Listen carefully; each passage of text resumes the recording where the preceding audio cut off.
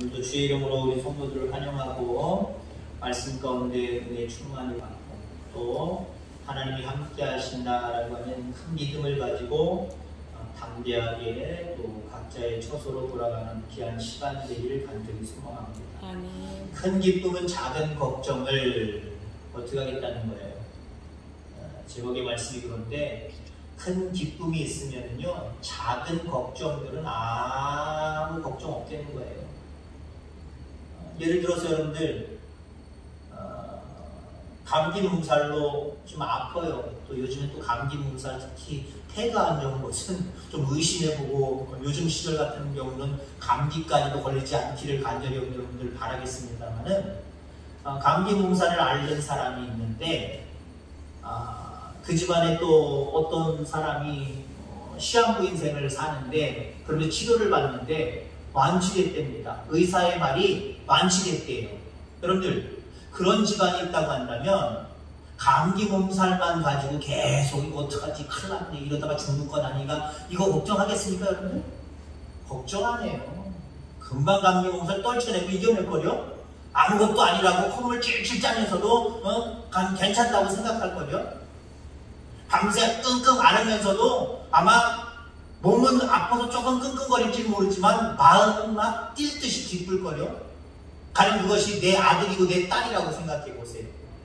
내 아들이 죽으려고 하다가 시한부 인생을 선고받았다가 살아났는데 내 딸이 시한부 인생을 선고받고 나중에 살게 됐는데 살았다라고 하는 의사의 확신에 찬 그 증명, 그 말도 있었는데 그걸 받은 사람이라고 한다면요 자기가 안고 있는 작은 문제들은 아무 걱정 없는 거예요. 그거 가지고 시름시름 앓고 그것 때문에 걱정하고 염려하고 잠을 못 자고 그런 것 때문에 끙끙 그걸 거릴 필요가 하나도 없어요. 그래서 큰 기쁨은요 작은 기쁨을 이겨내버려요. 여러분 우리 속에 있는 삶을 살아가면서 있는 모든 걱정은요 작은 거예요. 아멘. 작은 거로 볼 수 있는 것 이런 거 믿음이에요. 안 믿는 사람들이 어머나 어떡합니까 큰일 났네 큰일로 바라봐요. 근데 하나님을 믿는 사람들은요 세상에 걱정거리가 내게 주어진다고 할지라도 뭐 살다 보면 그럴 수 있지. 아이고 생겼네. 아이고 걱정거리 생겼네. 작은 걸로 볼 수 있어요. 아무렇지도 않게 뭐라고 하면 안 돼요. 그거 우리가 또 기도하면서 하나님을 맡기고 해결하라고 주신 거기 때문에 에라 몰라 될 대로 되라 그러면 안 돼요. 걱정을 하시되 그 걱정 때문에 작은 걱정 때문에 눌려 살면 안 돼요. 오늘 결론의 말씀입니다만은 우리가 큰 기쁨 가지고 있잖아요. 구원의 기쁨 가지고 있잖아요. 영원히 산다라고 하는 영원한 생명의 나라에 대한 확신 갖고 있잖아요.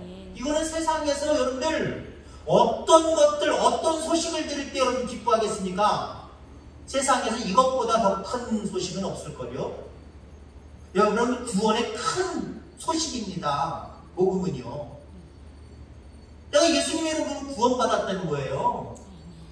그 구원을 끝까지 주님 앞에서 지켜내면 우리는 영원히 살 수 있다는 거예요. 이거는 세상에서 줄 수 없고 받을 수 없는 엄청난 큰 기쁨입니다. 큰 기쁨을 내 마음속에 늘 가지고 있으면 다시 말해서 은혜가 내 속에서 계속 머물러 있으면요 삶을 살아가면서 작은 걱정들은요 이 걱정거리가 아니에요.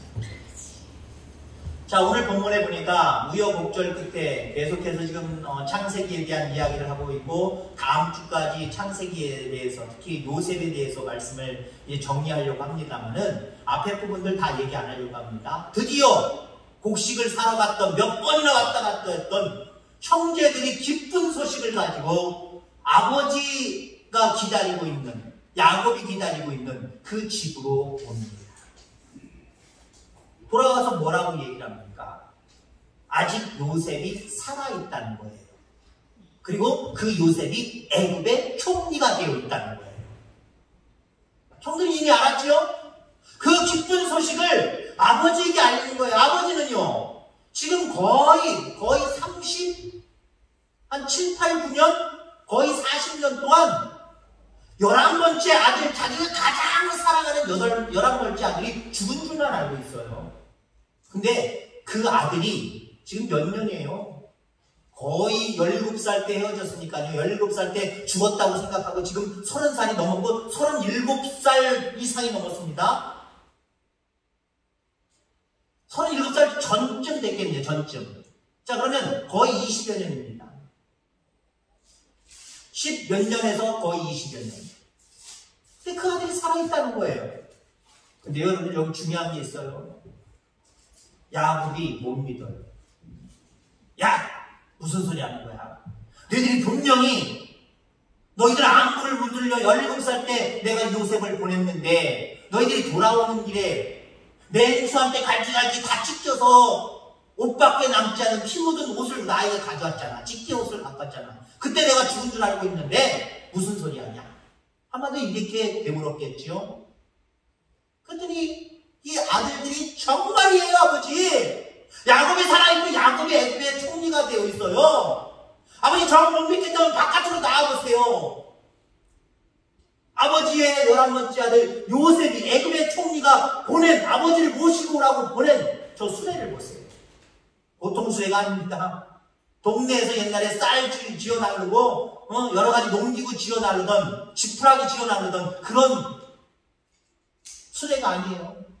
사람을 태울 수 있는, 그것도 왕가에서나 왕족들이나 귀족들이 타는 그 가마를 보냈어요. 그것을 믿고서야 그 힘이 소생한지라. 드디어 와 죽장나 하고 늘 걱정거리 속에 살아가고 있었던 야곱이었지만 새 힘을 얻었다는 거예요. 여러분, 그렇습니다. 기쁜 소식이 들리면요 없던 힘도 생겨요.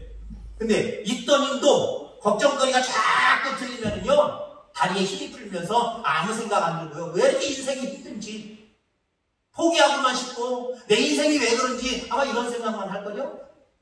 요셉이요, 야곱이 아들 11번째 아들이 살아있다라고 하는 그 이야기를 듣고 그 아들이 보낸 수레를 보고서야 아들이 살았음을 확신하면서 새로운 힘을 받게 되는 모습들을 우리가 바라보게 됩니다. 자, 그럼 여기에 보니까 요셉이 보낸 수레를 보고서야 믿었어요. 근데 여러분들, 우리가 잘 아는 대로 37장에 보면은 앞서서도 얘기했지만 아버지, 우리가 요셉의 옷을 주워왔어요. 이거 요셉의 맞지요? 채색 옷이잖아요. 근데 이런 모양이에요. 분명히 맹수를 만나서 삼킴받은 그 흔적이에요. 그때 아버지가 그것을 보고 두 말 없이 아들이 죽은 것, 요셉이 죽은 걸 인정해버렸거든요. 그리고 지금 한 13년에서 거의 20년 동안을 아들 11번째 아들 요셉이 죽은 줄로만 알고 절망하고 살았던 거예요. 아무 기력 없이 힘없이 맥없이 지금까지 살아온 거예요. 근데 지금 똑같은 모습으로 이번에는 요셉이 죽었다가 아니라 요셉이 살았다라고 하는 이야기를 들어요. 근데 못 믿어요. 못 믿어요. 전에는, 물론 그것도 증평입니다만 전에는 아들의 찢긴 옷, 피 묻은 옷만 보고도 죽었구나 금방 믿어버렸거든요. 근데 이번에는요 믿으려고 하질 않아요. 여러분, 세상은 그런 것 같습니다. 거짓을 말할 때는요 쉽게 믿어요. 근데 진실을 말할 때는요 쉽게 믿지 않는 것 같아요. 왜 그러냐면은 거짓은 언제나 더 믿을만하게 꾸며졌어요. 각색되어졌어요. 거짓말은 그럴듯하게 꾸며서 얘기해요. 그렇구나 하고, 거짓은요 사람들이요 빨리 믿으려고 하는 경향들이 많아요. 근데 진실은 꾸밀 게 없어요. 진실은 본대로 들은 대로만 얘기하니까요 별 재미가 없어요. 여러분, 왜 이단들의 성경 공부에 많은 지성 교인들이 혹하고 빠지는지 아십니까? 하나님의 말씀은 감동받은 하나님의 자녀들, 몇천 년 전에 그 사람들이 하나님의 감동으로 본 것을, 들은 것을 그대로 진실을 얘기한 거예요. 뭐 꾸민 얘기가 별로 없어요. 들은 얘기예요. 다만 꾸민 얘기가 있다고 한다면 예수님이 비유로 말씀하셨던 내용들은 예수님이 말씀하신 거니까 그것도 뭐 꾸몄다고 볼 수는 없지만 어찌됐든 간에 비유로 말씀하셨고, 나머지는요 다 은혜 충만했던 사람들이, 성령 충만했던 사람들이 하나님의 감동을 받아서, 성령의 감동을 받아서 그냥 들은 대로 본 대로 쓴 거예요. 그러니까 이건 진실이에요.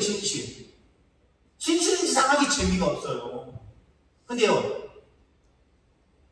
사람들이 얘기하는 성경 공부는요, 진실에다가 거짓을 자꾸 중간중간에 끼워 넣었어요. 그래서 성경을 그럴듯하게 맞춰놨어요. 우리는 창세기를 읽으면 창세기 읽은 대로, 아니면 다른 거 읽으면 읽은 대로 떠듬떠듬 뭐 내용이 뭔가 이렇게 연결이 되긴 되지만, 그 속사적인 모습으로는 연결이 되지만 그 이야기 자체는 이것 따로 저것 따로 되어 있잖아요. 근데 이 사람들은요, 다 꽈배기처럼 다 이상하게 연결해놨어요. 거짓으로. 그러니까요, 이 교회의 때는 목사들도요, 교회 장로들도요, 권사들도요, 집사들도요, 그거 이단에서 성경 공부한다고 한다면요, 처음에 물론 이단인지 모르고 가겠죠. 그러나 거기 공부에 빠져버려요. 그럼 기존의 교회를 탈퇴해버리고 거기를 가버려요. 나중에 알아도 소용없어요. 못 헤어나와요. 이미 그 사상이, 그 믿음이 그쪽으로 딱 못 바뀌었기 때문에 나오지 못해요. 왜 그럽니까? 내가 몇십 년 동안 교회 다니면서도 목사가, 교회 교사들이 가르쳐주지 않는 내용들이 거기에 가면 수두룩하게 막 나와요. 수두룩하게 나와요. 그러면 야, 이거 뭐야? 왜 안 가르쳐준 거야? 여기 오니까 다 가르쳐주네? 여기 오니까 좀 새롭네? 이렇게 돼버리는 거예요. 여러분, 이처럼 세상에는요, 진실은 재미없어요. 사람들은 또 진실을 믿으려고 하지 않아요. 오히려 더 부정하려고 해요. 근데 거짓은 어때요?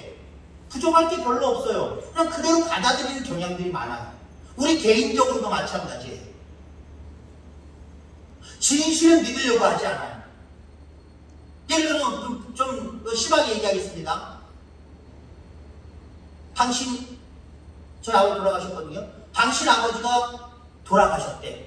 분명히 건강하신 아버지인데 갑자기 돌아가셨다고 생각해보세요.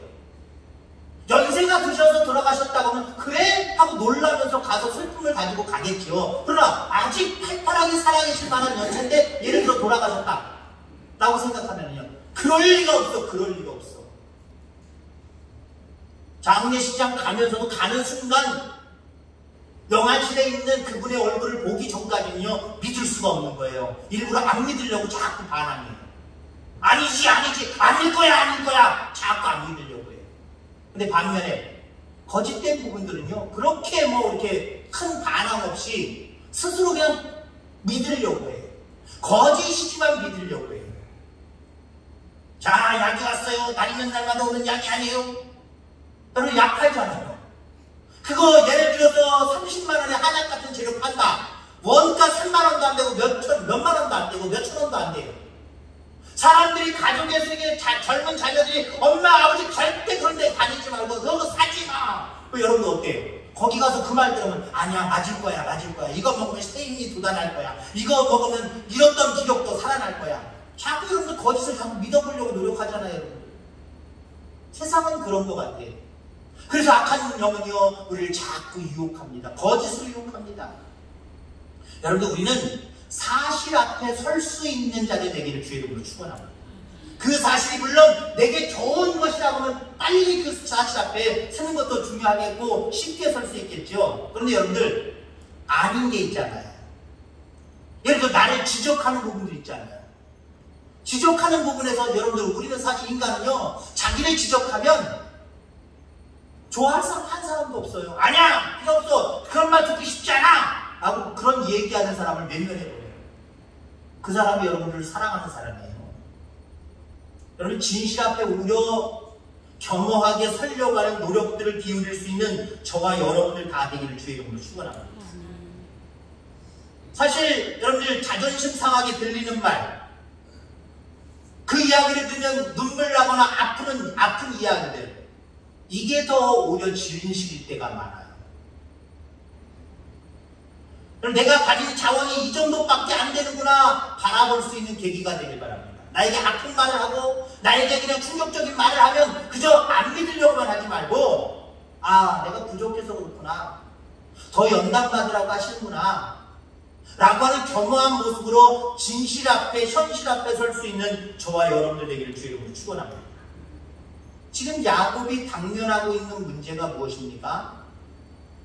배고픔의 문제예요. 배고픔의 문제. 뿐만 아니라 자기의 사랑하는 11번째도 거의 13년 내지 20여 년 전에 잃어버렸지만 지금 막내 아들도 애국으로 보낸 상태입니다. 자식들이 다 애굽으로 갔어요. 좋은 모습으로 간 게 아니에요. 처음에는 먹고 살 걱정 때문에 양식을 사러 갔지만 양식만 사오고 왔다 갔다 하는 문제가 아니라 자식들이 볼모로 잡고 있잖아요, 지금. 그 볼모 때문에 몇 번씩이나 왔다 갔다 하잖아요. 그럼 갔다 왔다 할 때마다 양식은 가져오기는 가져오지만 그것까지는 만족할 수 없었어요. 그러니까 양식의 문제가 있고 자식의 문제가 있었어요. 우리가 살아가면서 어쩌면 가장 크게 느끼는 문제인지도 모르겠습니다. 자, 그런데 그러한 요셉에게, 그러한 야곱에게 무슨 소식이 들려요? 큰 소식, 기쁨의 소식이 들립니다. 물론 앞서도 얘기했지만 가장 큰 기쁨의 소식은 구원의 소식이고 영원한 생명의 나라에 대한 소식인 줄 믿습니다. 그리고 그것만이냐, 이 땅에 살아가면서 하나님의 뜻이, 하나님의 섭리가, 하나님의 은혜가 우리 속에 다가오는 것, 그것도 여러분 큰 기쁨의 소식이에요. 하나님이 함께 하셔서 요셉이 살아있다는 거예요. 살아있을 뿐만 아니라 어렸을 때 요셉에게 주신 꿈대로 하나님이 그 꿈을 이루어서 애굽의 총리가 되어 있다는 거예요. 그 소식이 들렸어요. 여러분, 그 소식을 들은 야곱이 배고픔의 문제 앞으로 걱정해도 될까요? 안 될까요? 하면 죄송하지만 바보지요.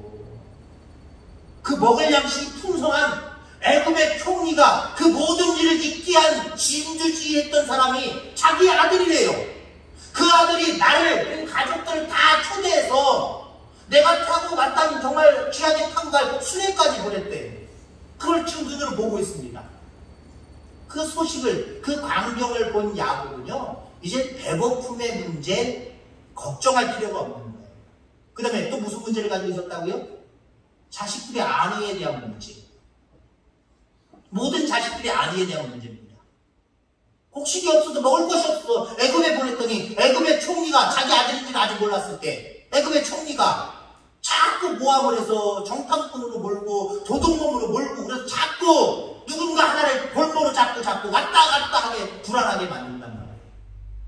그래서 이 아들들이 무사히 다 돌아왔으면 좋겠는데, 그리고 마지막 소망이라고 할 수 있는 12번째 아들 베냐민, 걔를 보냈는데 걔가 무사히 왔으면 좋겠는데 그 걱정에 늘 힘이 없었어요. 기력이 없었어요. 근심과 걱정 속에 쌓여 있었어요. 근데 아들들이 와서, 거기에 물론 베냐민까지 껴있겠죠. 아들들이 와서 요셉이 살아있다는 거예요.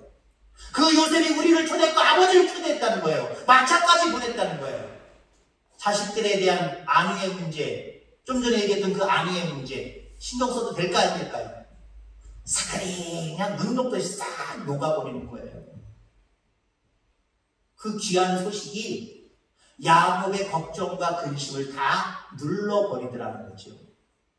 여러분, 우리가 삶을 살아가면서 근원적인 문제들이 분명하게 있습니다. 근원적인 문제들이 분명히 있어요. 우리 가운데 고난이 있습니다. 우리 가운데 난관들이 분명하게 있을 줄 분명히 기억하기를 바랍니다. 그럴 때 여러분들 어떻게 하시겠습니까? 내가 뭘 노력해서 지금 당장 내 앞에 당면한 문제들, 걱정들, 근심들, 난관들 해결하는 거 중요하겠지요. 그러나 그 해결도 하나님 앞에 맡길 수 있길 바랍니다. 배고픔의 문제 해결하고 야곱이 자식들 애굽으로 왔다 갔다 할 때 그 안위를 정말 하나님 도와주셔서 무사히 잘 왔다 갔다 하게 해주옵소서. 생명에 지장 없게 하여 주옵소서. 이 걱정하고 염려하는 것들 야곱이 이것을 위해서 오늘 46장 2절까지 이것을 위해서 기도했다는 내용 한마디도 안 나와요. 물론 야곱이니까 하나님 앞에 기도했겠지라고 하는 생각과 상상은 갑니다만은 그것도 정확하게 알 수 없어요.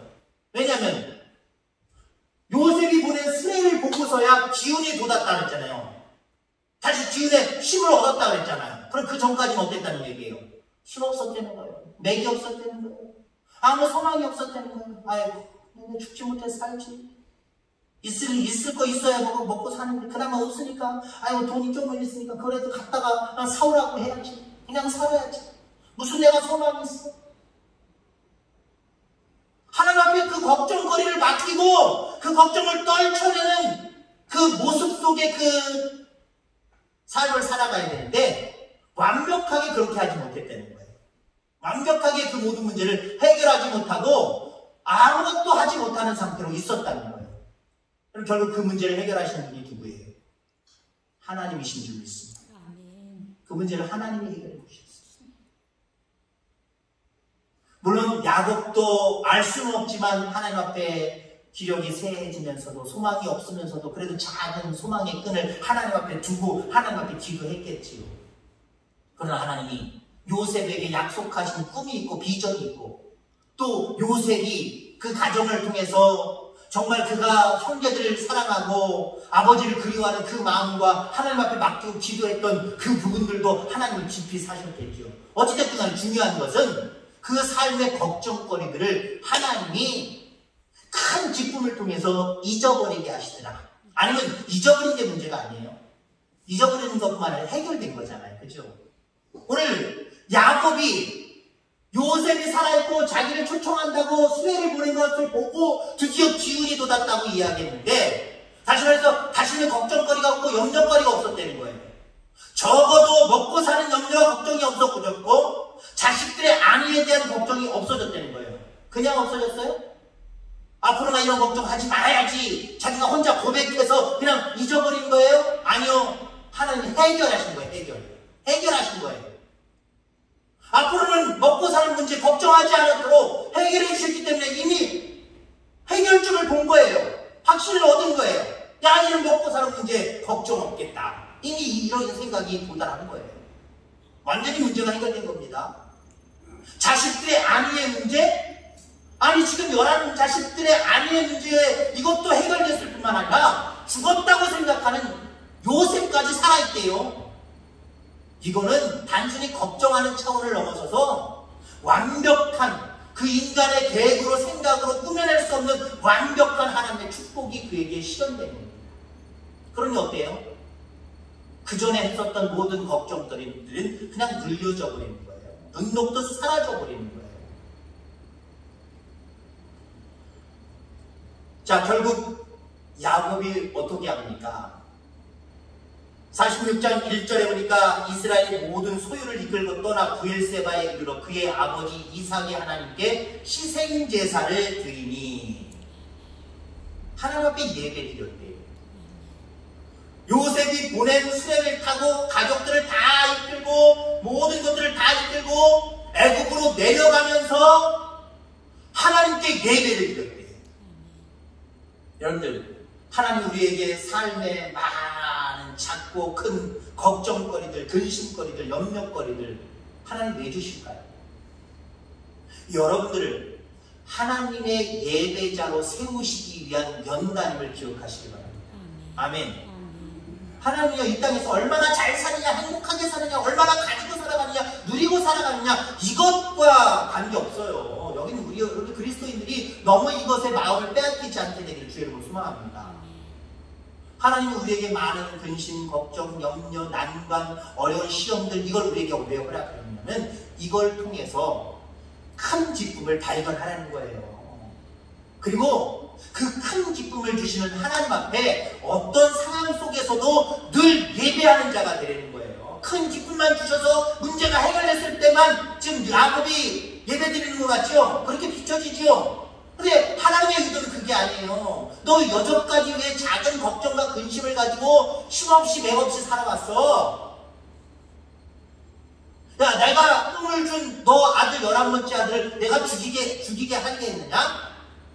죽게 만들겠느냐? 내가 왜 걔한테 비전을 줬고 왜 꿈을 줬고 그것을 너한테도 얘기하고 다른 형제들한테도 얘기했잖아. 그럼 분명히 하나님이 내가 준 거야. 내가 그렇게 꿈을 주고 네 아들을 빼앗아서 하겠느냐? 네가 헛고생한 거야. 괜히 헛염려를 한 거야. 나는 그런 하나님 아니야. 그러니까 어떤 난관이 오고 슬픈 소식이 들리고 걱정거리가 들리고 그 어떤 것들이 너 앞에 있을지라도 너는 예배자의 삶을 살았었어야 돼. 앞으로는 그렇게 살아라. 그거 가르쳐 주신 거예요. 그래서 야곱이 드디어 깨닫고, 아, 내가 왜 걱정하고 있었지, 내가 왜 염려하고 있었지, 왜 작은 걱정에 눌려서 살고 있었지. 아무리 내 앞에 작은 걱정거리들이, 염려거리들이 있을지라도 나는 예배자로 하나님 앞에 서면 그 예배를 받으시는 하나님이 내 모든 걱정거리들을 하나님께서 해결해 주셨을 텐데 더 일찍 해결해 주셨을 텐데 왜 내가 그런 인생을 살았지? 아마 후회하면서 하나님 앞에 다시는 내가 그러지 않겠습니다 하고 아마 후회하면서 하나님을 예배드렸어요. 여러분 그렇습니다. 우리가 삶을 살아가면서 걱정거리, 염려거리 뭐 이런 것들 없을 수 없어요. 있어요. 거기서 두 가지를 우리는 생각을 해야 됩니다. 큰 기쁨이 있으면 이 걱정거리는 큰 문제가 되지 않는다는 거예요. 그런데 우리에게 참 감사한 것은 이미 큰 기쁨을 주셨어요. 앞으로 주실 거예요. 아멘. 이미 주셨어요. 구원의 기쁨을 주셨어요. 영원히 죽을 수밖에 없는 그 근심 걱정은 살아있다는 증거잖아요. 사실은 우리 살아있을 만한 존재들이 안 돼요. 이미 죄값을 치르고 죽어야 될 존재들입니다. 그런데 하나님이 구원하셔서 구원의 은혜 가운데 하나님의 자녀로 살고 있잖아요. 이 큰 기쁨, 이 기쁨만으로도 세상에 그 어떤 작은 걱정거리들이 내게 온다고 할지라도 너무 크게 움찔하지 마시기 바랍니다. 작게 움찔하는 건 어쩔 수 없어요. 어떻게 움찔 안 하겠어요. 너무 크게 움찔거리지 마시고요. 또 우리에게 주실 영원한 생명의 나라, 영생이 있잖아요. 그걸 생각한다고 한다면 이 땅에서 살아갈 때 나에게 생기는 작은 걱정, 큰 문제가 될 필요 없어요. 그것에 눌려 살아가는 건 불신앙이에요. 그리고 이런 작은 걱정과 근심거리 속에서도 늘 큰 기쁨의 은혜 속에 살 수 있는 비결은요, 그냥 내가 앞으로 그렇게 생각해야지. 여러분 왜 신앙생활 몇십 년 해보셨잖아요. 그럼 내가 구원의 기쁨을 누리고 있는 것과 앞으로 영생의 기쁨을 누릴 거 왜 몰라요? 근데 모를 때가 너무 많아요. 인생을 살면서 몰라야 할 때가 너무 많아요. 언제입니까? 작은 걱정들이 왔을 때 그 작은 걱정거리에 눌려가지고 한숨 쉬고 내 팔자야 할 때 그때는요, 여러분 구원의 기쁨 잃어버리고 있는 거예요. 영생의 기쁨 잃어버리고 있는 거예요. 그렇게 수십 년 동안 우리가 믿어왔는데도 불구하고 세상을 살아가면서 작은 걱정거리들 때문에 이걸 자꾸 잊어버리고 살아갈까요? 여러분 우리는 늘 은혜 속에 머물러야 됩니다. 늘 은혜가 충만해야 됩니다. 그러하기 위해서는 여러분들 예배자들이에요. 예배를 등한히 여기면요 구원의 기쁨을 까먹어버려요. 영생의 확신과 기쁨을 까먹어버려요. 그렇기 때문에 작은 걱정만 하도 아이고 죽겠네 하고 눌려버리는 거예요. 근데 여러분들 늘 우리 속에 큰 기쁨이 있는 그 확신과 믿음을 가지고 살아가면요 작은 걱정거리들 와도 눌리지는 않아요. 적어도 눌리지는 않아요. 눌리지는 않아요. 더욱더 예배의 자리로 나아가서 하나님 앞에 기도할 때 우리에게 그 더 큰 기쁨을 누릴 수 있도록 이 땅의 은혜도 구원도 허락해 주셔서 그 문제들이 저절로 해결되도록 하나님이 역사하세요. 중요한 건 그겁니다. 큰 기쁨을 생각하고 살아가시기 바랍니다. 은혜를 망각하지 말고 늘 평상시에도 구원의 기쁨과 영생의 기쁨을 확신을 가지고 살아가시길 바랍니다. 그러하기 위해서 예배자로 살아가시기 바랍니다. 그러면 우리는 작은 걱정에 눌려 살지 않아요. 오히려 내게 주신 큰 기쁨으로, 앞으로 내게 주실 더 큰 기쁨으로 그 작은 걱정거리들을 누르고 살아가요. 내가 해결하는 건 아니지만 나를 통해서 해결할 수 있도록 하나님 힘 주시고 은혜 주시고 지혜 주시고 능력 주셔서 해결하고 살아가도록 만들어요. 큰 구원의 기쁨을, 그 감격을 가지고 살아갈 줄 아는 저와 여러분들 다 되기를 주의 이름으로 축원합니다. 하나님 아버지 감사합니다.